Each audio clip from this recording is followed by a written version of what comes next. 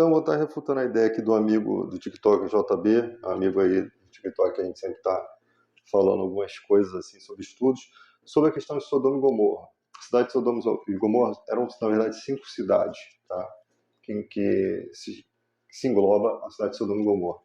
E algumas pessoas dizem que ela não foi castigada com fogo e enxofre, né, que foi o castigo ali, por conta de imoralidade sexual.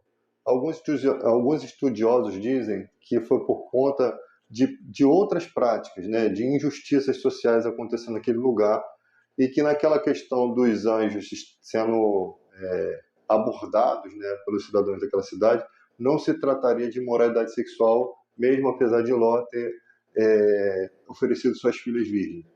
Olha, todo lugar onde existe perversidade, existem pessoas que têm desejos sexuais, né? E pessoas que são perversas, com certeza praticam na sua imoralidade sexual, né? Você vê que no contexto antigo, quando se faziam imagens de pessoas perversas, o pênis dessas imagens é sempre grande, muito grande, imenso, né? O desenho. E quando se trata de personalidades justas, né, como Davi, o pênis é colocado pequeno ali nas esculturas. Por isso é para quem entende de arte sabe do que eu estou falando.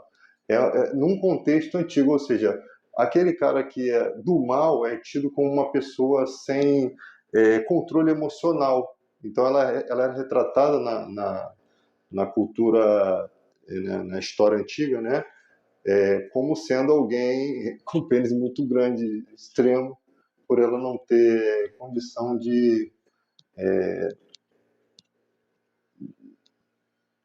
se conter quanto aos seus impulsos malignos, né? Quanto aos seus impulsos de perversidade. Enquanto quem conseguia se conter era retratado com pênis menor.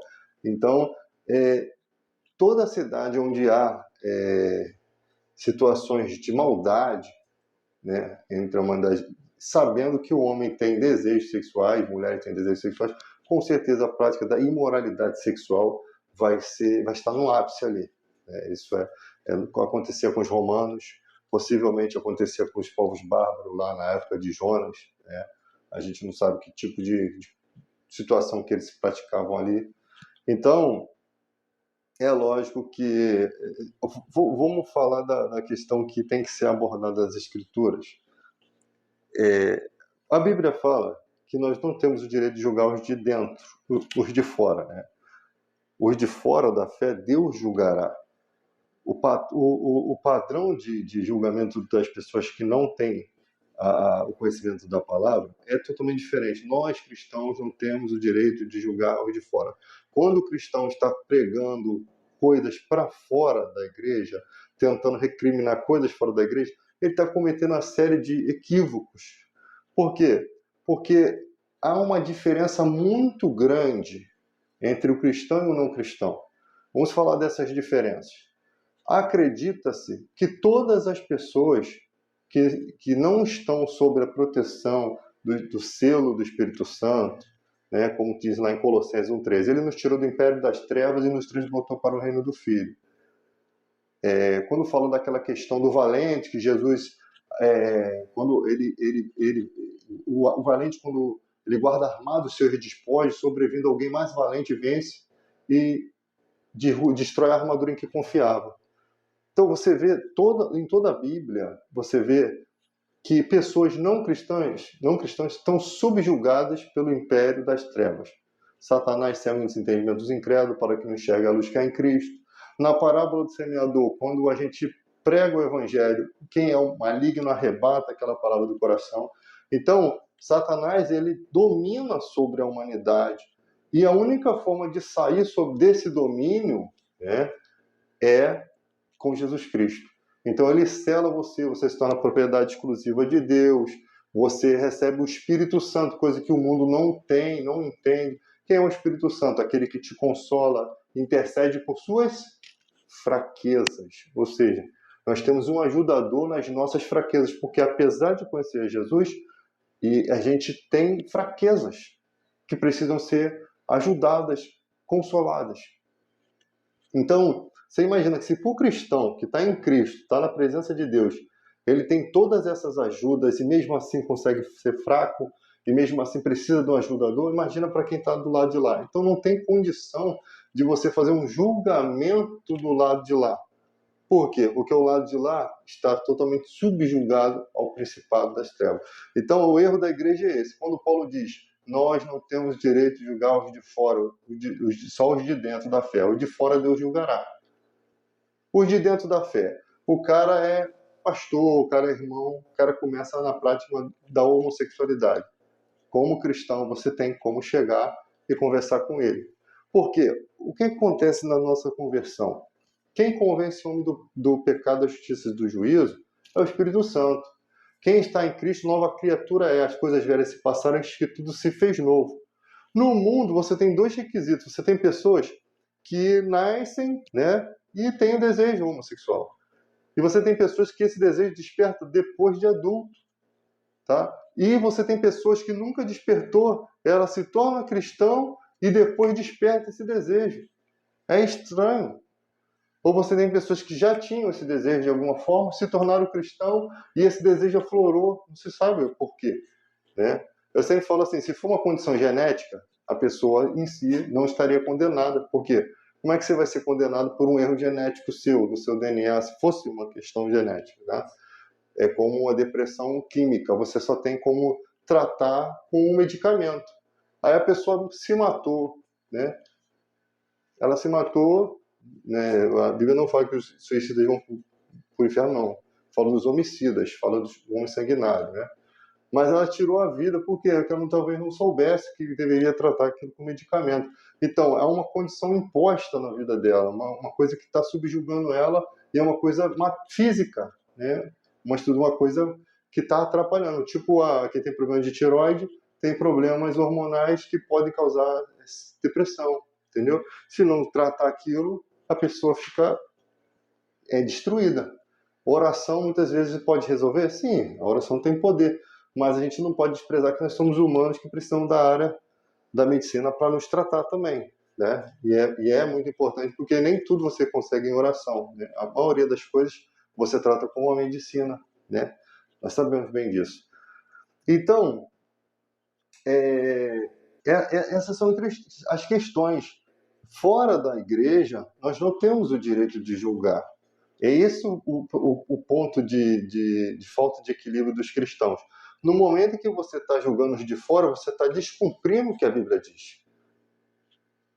Só podemos julgar os de dentro da fé, porque os de dentro da fé, quando você vai julgar uma situação, ele tem o Espírito Santo, ele sabe que você está falando para o bem dele, você está usando o que? A palavra de Deus para lhe dar o conselho. Você não está usando os seus argumentos humanos, está usando os argumentos de Deus, os atributos de Deus. Você não está usando os seus próprios argumentos. O que o ser humano tem para dar ao homem? Nada.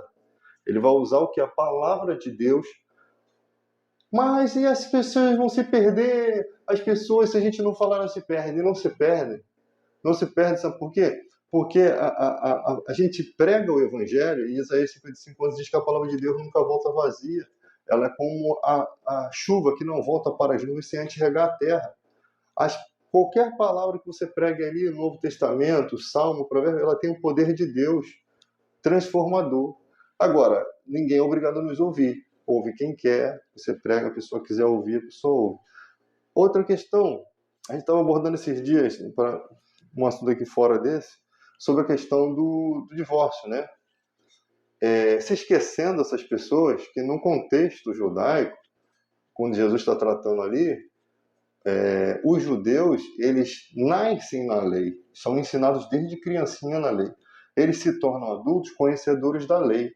Então, quando Jesus vai tratar do relacionamento aqui com os judeus, né, quando ele fala, né, sobre a carta de divórcio, a carta de divórcio dada por Moisés, você vê que o problema está acontecendo lá no princípio, porque se Moisés que deu carta de divórcio, esse problema é lá no início da lei, que já estava acontecendo isso, né? Então, eles estavam abandonando as mulheres sem dar a carta de divórcio, sem dar o direito dessas mulheres se casarem novamente. E eles poderiam ter várias mulheres. Quando Paulo vai falar isso para a igreja de Corinto, né? Mas a igreja de Corinto era gentílica. Sim, mas havia ali um judeu ali que era mestre da sinagoga que se converteu ao cristianismo, que foi um dos mestres ali que começa também a pregar o evangelho, né? Conhecedor do judaísmo, ele com certeza vai dar alguns ensinamentos a partir da Mishnah, que era a interpretação oral acerca das coisas, né? Que é isso que Paulo fala. Quando os dois irmãos estão aqui, né? O irmão da igreja, que é o crente, mas ele tem uma irmã que a esposa dele não creu na palavra. Eram dois descrentes, um aceitou o evangelho e o outro não. O descrente quis ir embora, não quis viver aquela vida cristã, não achou que aquilo era bom para ela, quis ir embora, se apartou, foi embora. Paulo diz que esse que ficou não está sujeito à servidão, porque Deus nos chama à paz. Por que Paulo diz que não está sujeito à servidão? Ele disse algo que aquele povo entendia. É como você falar para o carioca onde é o Cristo Redentor.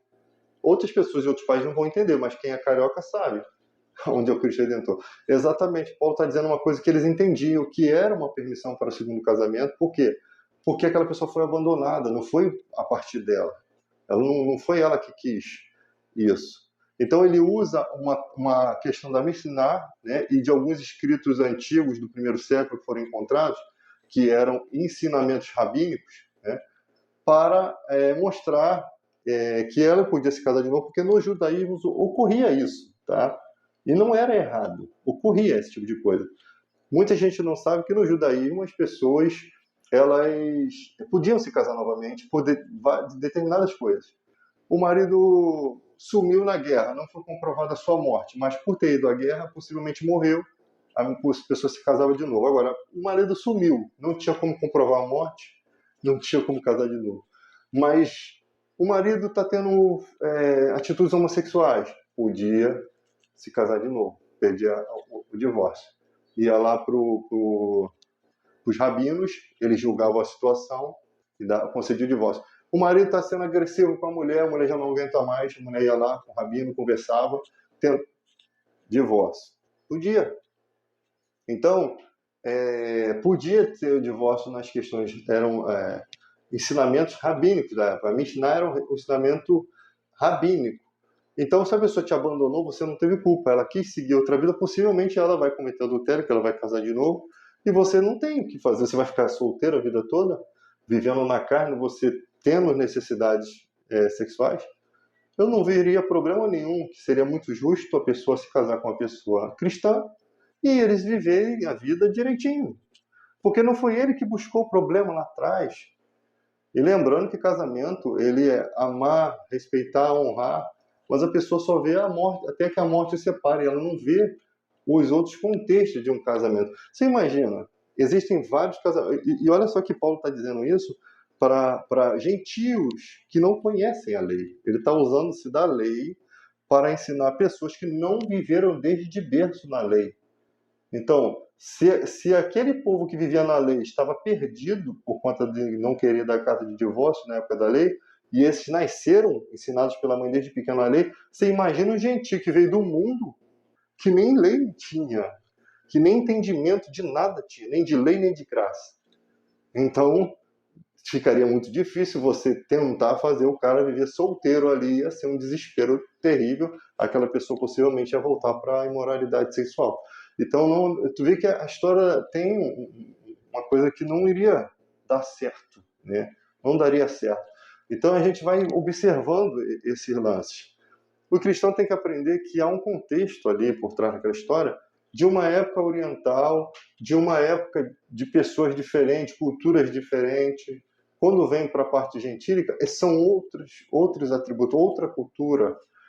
Você pode usar os ensinamentos da Torá, da Bíblia, para trazer para o Novo Testamento algumas ideias, sim, como essa questão. Porque não existia, Jesus não deu leis a respeito disso, de casamento.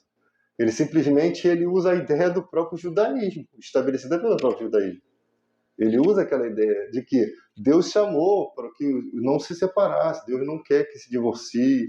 Então, hoje em dia, o cristão uniu-se a sua esposa, a ideia é a mesma da lei, de as pessoas viverem até que a morte separe.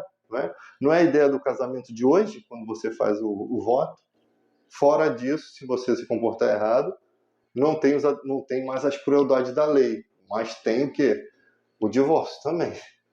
Então, eu nem sabia muito sobre isso, fui estudar sobre isso, eu nem sabia que existia na questão do divórcio lá judaico. Existem várias questões de divórcio, só que custava dinheiro, né? Então, dar a carta de divórcio não era só dar uma carta de divórcio, tinha um documento que era pago, que demorava, né? Em algumas questões de discussão entre o casal ainda se demorava mais ainda para ver se eles se uniam. Muitas vezes eles voltavam a se unir e deixavam aquele negócio de divórcio para lá, porque eles eram orientados. Agora, você imagina o gentio, que não tinha orientação nenhuma. Eles chegam no Evangelho, quem vai orientar eles?